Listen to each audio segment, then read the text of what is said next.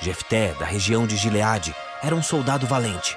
O seu pai se chamava Gileade e a sua mãe era uma prostituta. A esposa de Gileade também teve filhos. Quando cresceram, eles expulsaram Jefté, dizendo: "Você não vai herdar nada do nosso pai, porque é filho de outra mulher." Jefté fugiu dos seus irmãos e foi morar na terra de Tobi.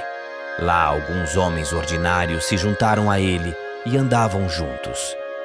Algum tempo depois, os amonitas foram guerrear contra o povo de Israel. Quando isso aconteceu, os chefes de Gileade foram buscar Jefté na terra de Tobi e disseram: "Venha com a gente e seja o nosso chefe na guerra contra os amonitas."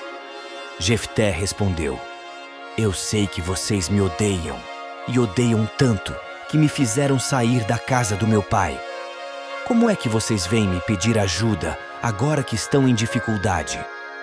"Nós viemos falar com você porque queremos que comande todo o povo de Gileade na luta contra os amonitas", responderam eles.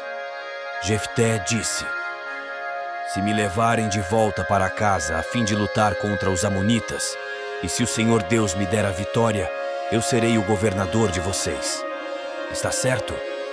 Eles responderam: "Sim, nós faremos como você diz. O Senhor é a nossa testemunha." Aí Jefté foi com os chefes de Gileade, e o povo o colocou como governador e chefe. E em Mispa, na presença do Senhor, Jefté fez o povo jurar que faria tudo o que havia sido dito. Então Jefté enviou mensageiros ao rei dos amonitas. Os mensageiros disseram: "O que é que vocês têm contra mim? Por que invadiram o meu país?" O rei dos amonitas respondeu: "Quando os israelitas saíram do Egito, tomaram a minha terra, desde o rio Arnon até os rios Jaboque e Jordão. Agora, sem luta, vocês devem devolver a minha terra." Jefté mandou outros mensageiros ao rei dos amonitas com a seguinte resposta: "O povo de Israel não tomou a terra de Moabe, nem a terra de Amon." Quando os israelitas saíram do Egito, foram pelo deserto até o Golfo de Acaba e daí até Cádiz. Eles mandaram mensageiros ao rei dos Edomitas, pedindo licença para passar pelas suas terras, mas ele não deixou. Então os israelitas pediram a mesma coisa ao rei de Moabe, porém ele também não deixou. Por isso, os israelitas ficaram em Cádiz. Eles foram pelo deserto, rodearam a terra dos Edomitas e dos Moabitas e chegaram até a parte leste de Moabe, no outro lado do rio Arnon. Acamparam ali, mas não atravessaram o rio porque estava na fronteira de Moabe. Aí os israelitas mandaram mensageiros a Seom, o rei amorreu de Hesbom, e pediram licença para atravessar aquele país a fim de poderem chegar à sua terra. Mas Seom não deixou. Levou todo o seu exército, acampou em Jaza e atacou o povo de Israel.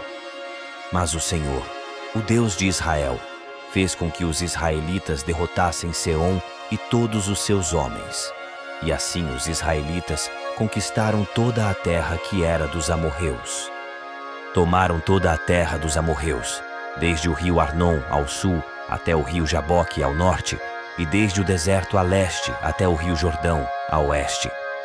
Assim foi o Senhor, o Deus de Israel, quem expulsou os amorreus para o seu povo, os israelitas. E agora vocês querem tentar tomar a terra de volta? Podem ficar com tudo o que Quemos, o Deus de vocês, lhes deu, mas nós vamos ficar com tudo o que o Senhor, nosso Deus, conquistou para nós. Você pensa que é melhor do que Balaque, filho de Zippor, que era rei de Moabe? Será que alguma vez ele desafiou Israel? Quando foi que ele guerreou contra nós? Durante 300 anos o povo de Israel morou em Hesbom e Aroer. Morou também nas cidades vizinhas e em todas as outras cidades das margens do rio Arnon. Por que foi que vocês não tomaram essas cidades de volta durante todo esse tempo? Não, eu não fiz nada de errado contra vocês. Vocês é que fazem mal, querendo lutar contra mim. O Senhor é o juiz. Ele decidirá hoje entre os israelitas e os amonitas. Mas o rei dos amonitas não quis ouvir a mensagem que Jefté havia mandado. Então o Espírito do Senhor dominou Jefté, e ele atravessou Gileade e Manassés e voltou para Mispa, em Gileade. Dali foi para Amon, e prometeu ao Senhor o seguinte: se fizeres com que eu vença os amonitas, eu queimarei em sacrifício aquele que sair primeiro da minha casa para me encontrar quando eu voltar da guerra. Eu o oferecerei em sacrifício a ti.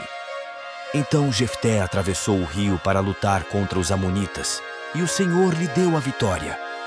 Ele derrotou os amonitas desde Aroer até perto de Minite, 20 cidades ao todo, e continuou até Abel-Queramim. Houve uma grande matança, e os israelitas derrotaram os amonitas. Quando Jefté voltou para a sua casa, em Mispa, a sua filha saiu ao seu encontro, dançando e tocando pandeiro.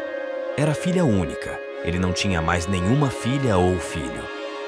Quando Jefté a viu, ficou desesperado, rasgou as suas roupas e disse: "Ah, minha filha, você está partindo o meu coração. Por que tem de ser você quem me vai fazer sofrer? Eu fiz uma promessa a Deus, o Senhor, e não posso voltar atrás." Ela respondeu: "Se o Senhor fez uma promessa ao Senhor Deus, faça de mim o que prometeu. Pois o Senhor Deus deixou que o Senhor se vingasse dos nossos inimigos, os amonitas." E continuou: "Só peço uma coisa, deixe que eu vá com as minhas amigas pelos montes e chore durante 2 meses, porque nunca chegarei a ser mãe." E o pai deixou que ela fosse por 2 meses. Então ela e as suas amigas saíram pelas montanhas, chorando porque ela nunca chegaria a ser mãe. Depois dos 2 meses, ela voltou para o pai, e ele fez o que havia prometido a Deus. Assim ela morreu virgem. Daí veio o costume de as mulheres israelitas saírem durante 4 dias todos os anos para chorar pela filha de Jefté, o gileadita. Ao refletirmos sobre a história de Jefté, somos convidados a pensar sobre as promessas que fazemos, as escolhas que tomamos e como lidamos com as consequências de nossas ações. A sabedoria não está apenas em agir, mas em saber agir com cautela, reflexão e, acima de tudo, com responsabilidade.